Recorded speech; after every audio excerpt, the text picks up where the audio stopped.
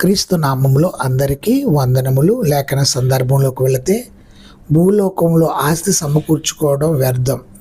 ఎందుకంటే మనం మరణించిన రోజున వీటన్నిటినీ పోగొట్టుకుంటాం. మనకున్న ఆస్తి, అంతస్తు, పేరు, ప్రతిష్ట, పరపతి, అధికారం, ఉద్యోగం, పదవి అన్నిటినీ ఆ రోజుతో పోగొట్టుకుంటాం ప్రియులారా. అందుకే లేఖనం అంటుంది, వాడు ఏ ప్రకారంగా తల్లి గర్భం నుండి వచ్చినో ఆ ప్రకారంగానే తను వచ్చినట్లే దిగంబరగా మరలా పోవును. తాను ప్రయాసపడి చేసుకునే దానిలో ఏదైనాను చేత పట్టుకుని పోడు. అతను వచ్చిన ప్రకారంగా మరల పోవును.